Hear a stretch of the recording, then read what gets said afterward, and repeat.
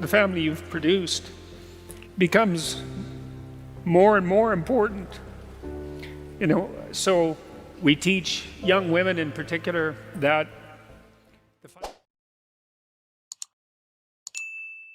as you get older, your family, the family you've produced, becomes more and more important.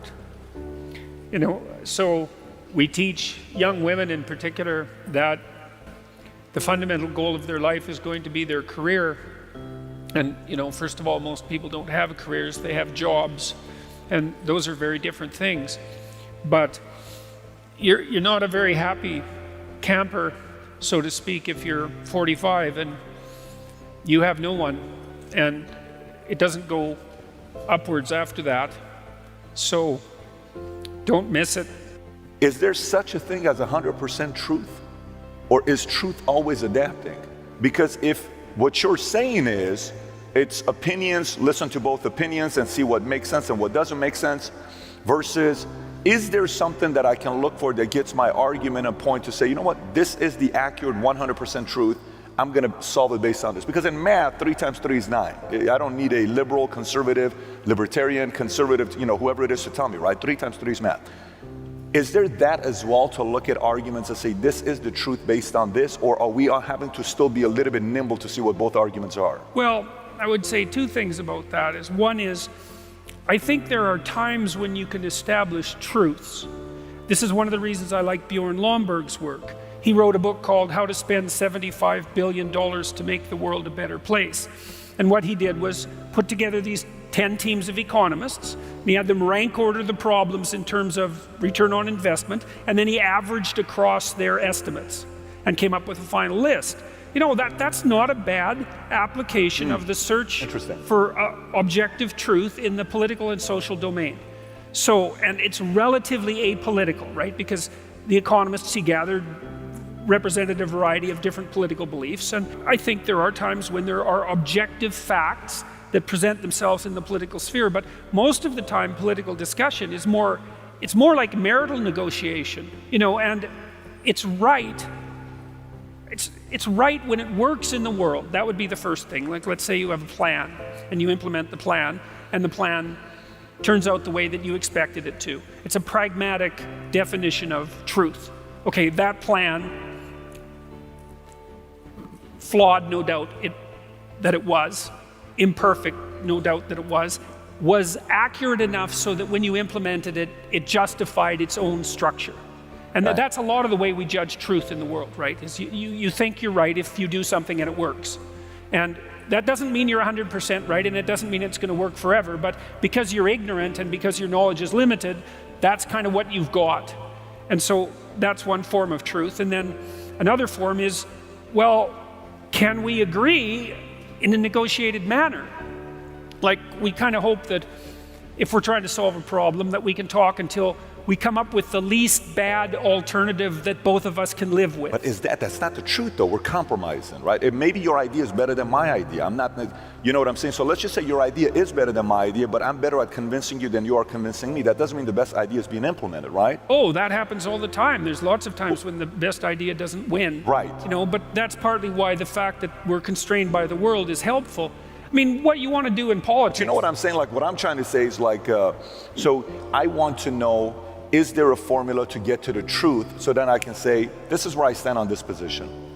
Or is it all about a lot of going back and forth and discord until I'm kind of like, okay, I kind of relate to this?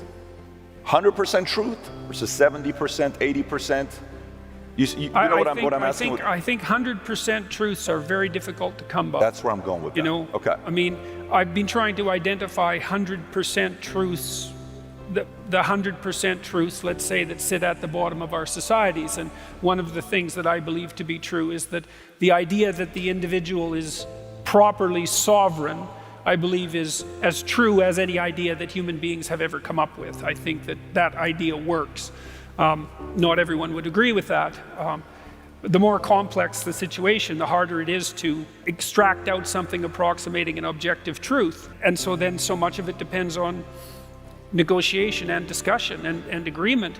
Now, there are ways of of addressing that as well, you know, one of the reasons that the United States works so nicely compared to many other countries is that, well, you have a plethora of states, and each of those states, in some sense, is an experiment. And all of the sub-structures of those states are experiments. Sure. And you know, because you have so many experiments going on, which is also one of the advantages of an open society, is you can kind of observe and see with all these solutions being generated, which ones seem to be efficient and effective. And so one of the ways that you come up with truth from the political level is essentially through a Darwinian process. You know, if you really want to solve a complicated problem, maybe you try to solve it 100 ways, and then you take the best solution. Got it. And look, this happens to entrepreneurs all the time too, you know, like most entrepreneurs, this is something to know, well, most entrepreneurs, most creative people fail at producing their creative product and monetizing it, right? So your default position, if you're a creative person, is you're going to fail. And that's because it's hard to come up with something new, and it's hard to present it to the market at the right time, and it's hard to market it. Like, those things are really, really difficult. And so what successful entrepreneurs do is they just keep doing it over and over and over and over and over and over and over. And eventually, if they're fortunate, one of their ideas happens to hit the right place at the right time. And so that's also Darwinian in some sense. You know, you're creating all these little enterprises that are sort of alive. They're run by people after all. And even if your idea is good, that doesn't mean it will be successful. There's so many things that have to be taken into account. So this is partly why persistence, and that's part of conscientiousness, is so useful. It's like, you know, what do they say? If at first you fail, then try again. And that would probably mean try something different rather than the same thing. But persistence is helpful because it enables you to run many, many experiments. And you need to know that the baseline is failure. You know, it's important because otherwise you'll blame that on yourself. You know, and some of that's useful because there's probably some things that you could improve about yourself. But it's very difficult to go from 0 to 1. If you're starting out as a salesperson, for example, the hardest sale is the first customer. And then, you know, they get easier with each additional customer. You can't tell, and people have hard lives, and even people who are comparatively fortunate have hard lives. And so the ideal that you're observing that makes you jealous and resentful is in large part an illusion that's created by your own mind. I can give you just one example. Is like, I know a fair number of extremely wealthy people, and most of the people I happen to know are people who've made their money themselves. And I tell you, man, they have a burden of responsibility that would crush me, would crush the typical person. They're just working flat out, like 90 hours a week, and they have thousands of people depending on them. And you know, they have their money, and they have their status, and that's not nothing.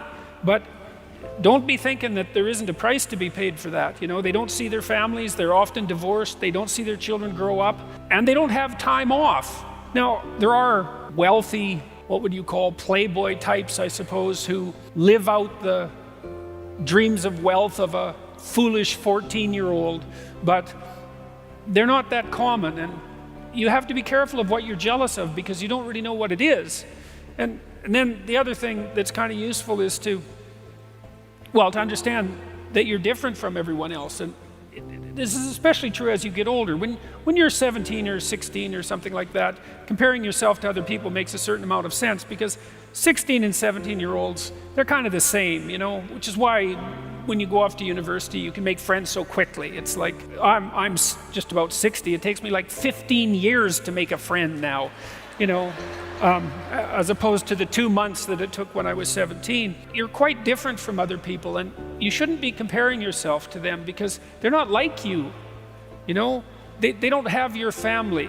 They don't have your temperament. They don't have your troubles. They don't have your abilities. The only person that